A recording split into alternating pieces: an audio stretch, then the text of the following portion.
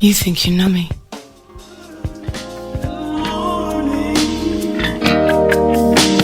There's a fear of a nightfall when darkness comes and covers all.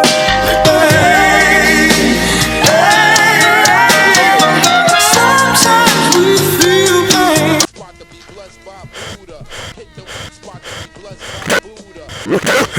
Gen Z. Zoomers. We are the first generation to fully grow up on the internet. And the outcome of this could be the fall of Western civilization. Talking with a couple friends, and the topic of how long does humanity have left comes up. How many more do we have left in us? How many more can we crank out until infinity just takes us back? And you know, they're little hope chads, they're little bloomers, you know, they're like, oh yeah, maybe a few thousand years, maybe 10,000 years. And I just take one look at Gen Z, I'm like, yeah, 100 years, tops. The chances Western civilization, as it is, makes it through the next century is 0.2%. And that's a liberal estimate. Gen Z has been given access to unlimited amounts of information with none of the life experience. We cranked the sliders all the way up to 100 before the game even fucking started. This results in a generation of people overloaded with information, and there's just too much for our little brains to take. Religion is dead because science makes more sense. But have you ever interacted with a religious person? Because when you do, you realize a lot of them are happier than you'll ever be. Gen Z doesn't really have opinions or beliefs. The ones we do are either regurgitated from the internet or heavily based in nihilism. It's why so many of us are unhappy. We're on our phones, scrolling, jacking off, getting radicalized into fringe political groups. I talk to people and I hear them say something I've heard 100 million times, and I just want to look at them, and I just want to put my hands around this. Like, you don't really believe this shit. You don't know who you are. You don't fucking know who you are. You're devoid of substance. Kendrick said that the media is the new religion, and he's absolutely right. The collective consciousness of Generation Z is primarily molded by media that we consume, whether it be off the internet, from music, from movies. Gen Z consumes so much media that it essentially becomes it. It is molded by it. My friends think that since Gen Z grew up with the internet, we'll be able to better direct our kids on how to navigate the virtual world. And then it gets me thinking, what percentage of Gen Z realizes how fucked we are? How many people scrolling through TikTok for hours at a time and just thinking it's okay? How many people wake up and their phone is the first thing they reach for? You constantly stimulate yourself because you can't stand the thought of just being alone for an hour. And can they even be blamed? They've had an iPad in their hands since they were 10 years old because mommy and daddy were either off working or just couldn't give a fuck. We see our future, the economic and social challenges we're gonna have to go up against, and it's just draining for a lot of people. We understand the problems, and we understand who's to blame for them, all before we're fucking 16. This causes us to go at life with a certain type of disdain and skepticism, instead of the optimism that older generations have. The world boomers and our parents grew up in was simple. You work hard, you make it. But I think Gen Z realizes that's not necessarily the case 100% of the time. And I think it manifests in our fear, the dreaded 9 to 5, the all-encompassing, omniscient man.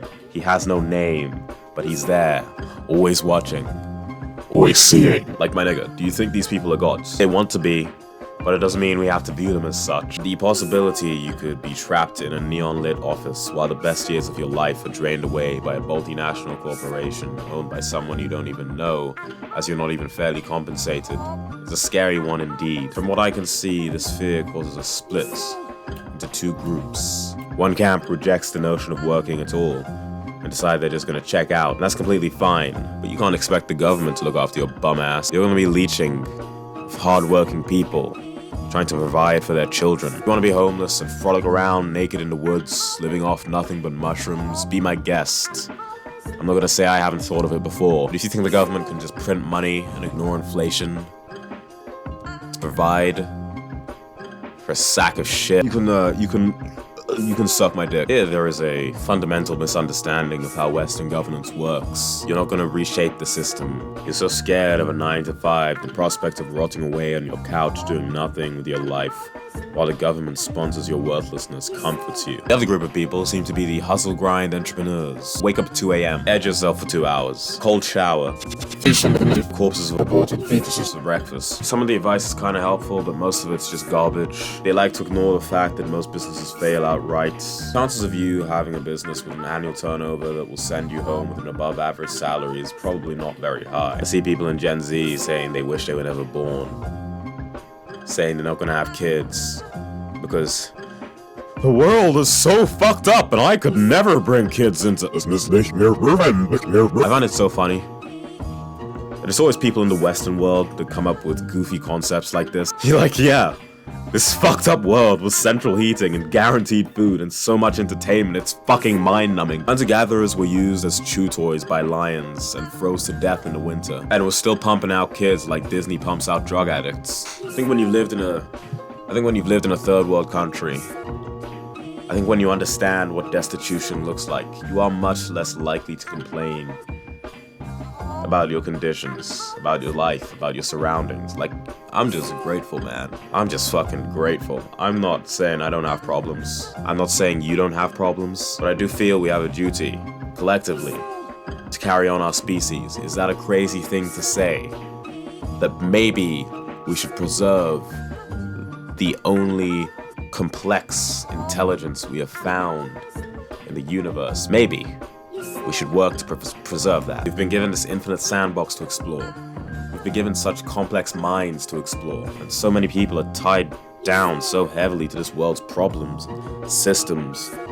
People only have power over you when you give it to them. Corporations and individuals alike. A lot of Gen Z needs to hear this, but a lot of people that fear these 9-to-5 office jobs are gonna be in them 10 years from now. Most of us can't hack the entrepreneur life. Sorry to break it to you, kid. Shit's tough. Most people won't travel the world. It's gonna be up to you on how you view your life when you're sitting in front of that Excel spreadsheet. Is it gonna be regret or gratitude that you're feeling? You feel tied down? Will you finally realize you've always been free from the day you were born? Let me put it this way, okay? Life is a game. Most people are too engrossed in the game to ever realize they're actually in one. Some people check out completely, and some people can play the game while knowing what it is and understanding the nature of it, realizing there is nothing really tying them down but the illusion of an avatar. This video isn't supposed to put people down or kill dreams or dissuade you from taking risks. I'm not saying we shouldn't try to make things better. I just don't want another generation of bitter old people, I guess. Just another Zoomer that thinks they're smarter than everyone. What can Gen Z do about the dilemma we have on our hands? I don't fucking know. Do mushrooms? Go outside?